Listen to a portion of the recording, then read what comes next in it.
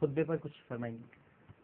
جناب رسول اللہ صلی اللہ علیہ وسلم نے حجۃ الوداع کے اندر جو خطبہ ارشاد فرمایا وہ ہمارے لیے اور پوری امت کے لیے بہترین چیز ہے بے شک. اور وہ آپ صلی اللہ علیہ وسلم کی نبوت چونکہ قیامت تک کے لیے ہے تو قیامت تک کے لیے لوگوں کے لیے وہاں سے سبق مل رہا ہے. اور حقیقت بات یہ ہے کہ ان باتوں پر جس طرح غور کیا جائے وہ باتیں آج بھی وہی ہیں.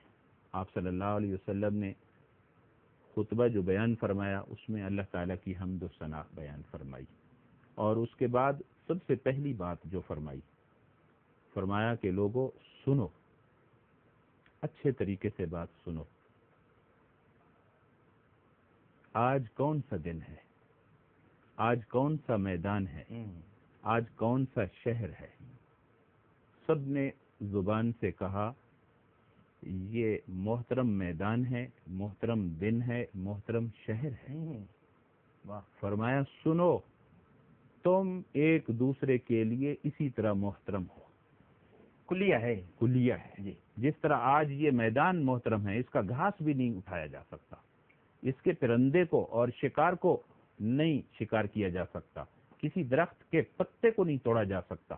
اسی طریقے سے یہ شہر جس طریقے سے محترم ہے، یہ مہینہ جس طریقے سے محترم ہے، مسلمان کے لیے اسی طریقے سے محترم ہے.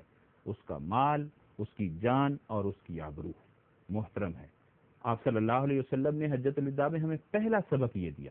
آج اگر یہ پہلا سبق ہم یاد کر لیں کم از کم تو معاملہ ٹھیک ہو جاتا ہے، لیکن آج ہمیں وہ پہلا سبق بھی یاد نہیں ہے. آپ صلی اللہ علیہ وسلم نے اس پورے خطبے کے اندر ڈاکٹر صاحب اللہ تعالیٰ کی عبادت کے بارے میں صرف ایک مرتبہ بیان فرمایا کہ اللہ کے حقوق ادا کرو، نماز، روزہ، حج، زکوٰۃ ادا کرو، صدقے کا بھی اختیار حکم دیا، لیکن حقوق العباد پر زیادہ توجہ یہاں تک فرمایا کہ وہ جو جاہلیت کی جتنی امور تھے وہ میرے پاؤں کے نیچے پامال کر دیے گئے، لہذا سود ختم کر دیا گیا. اور حضرت عباس کے بارے میں فرمایا میرے چچا نے جو فلاں سے لینا تھا میں معاف کرتا ہوں. جاہلیت کے قتل معاف کر دیے گئے، میرے فلاں ربیعہ بن عبد المطلب کا قصاص فلاں قبیلے سے لینا ہے، فرمایا میں معاف کرتا ہوں. لہذا آج کے بعد جاہلیت نہیں آنی چاہیے. اور اسی طریقے سے اللہ کے رسول نے خواتین کے حقوق پر بہترین اس وقت جامع تقریر فرمائی اور یہ فرمایا میرے سوال کا جواب دو، مسلمان کون ہے؟ میرے سوال کا جواب دو، مومن کون ہے؟ المسلم من سلم المسلمون من لسانہ ویدہ. مسلمان وہ ہے جس کی زبان اور ہاتھ سے دوسرا مسلمان نئی تکلیف میں آ سکتا. مومن وہ ہے المؤمن من امنہ الناس علی دمائہم واموالہم. مومن کے عزت اور آبرو اور مال پر ہاتھ نہیں اٹھا سکتا، اس وقت تک وہ مومن ہی نہیں ہو سکتا جب تک یہ صفات پیدا نہ کی جائے. اللہ کے رسول نے یہ ساری باتیں فرمائیں اور تاکید کرتے کرتے یہ بات فرما دی. حضرت شاذی فرماتے ہیں کہ جب آپ صلی اللہ علیہ وسلم نے یہ خطبہ مکمل فرما دیا اس وقت اللہ تعالی نے ایک آیت نازل فرمائی، الیوم اکملت لکم دینکم واتممت علیکم نعمتی ورضیت لکم الاسلام دینا. یہ دین مکمل ہو گیا.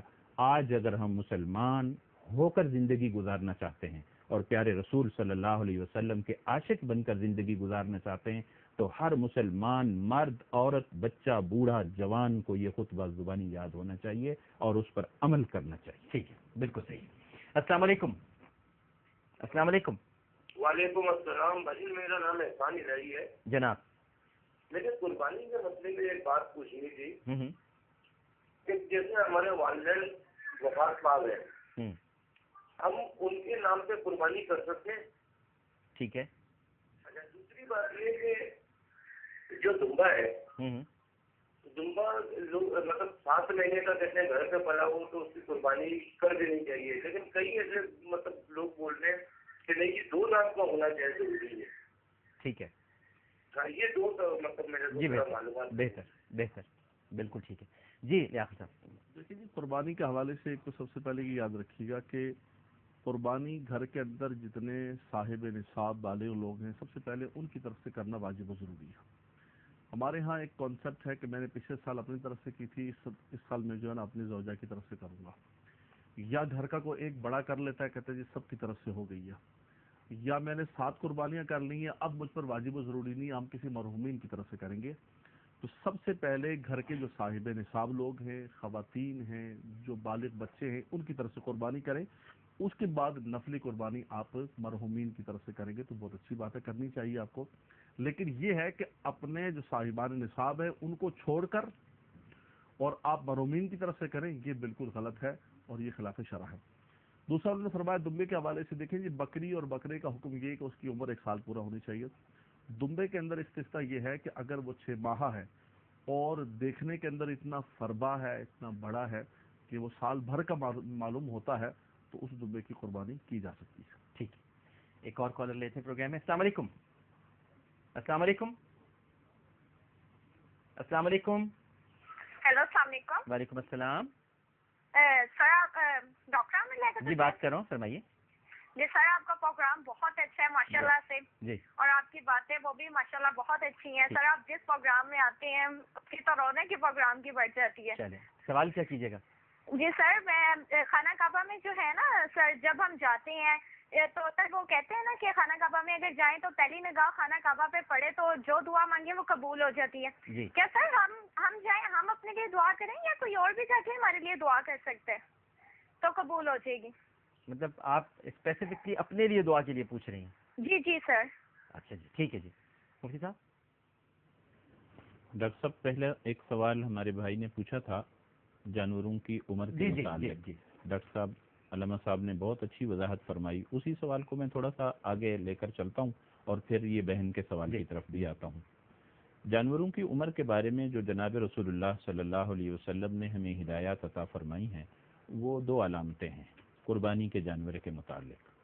ایک بات تو یہ ہے کہ وہ جانور 2 سال کی عمر کا ہو.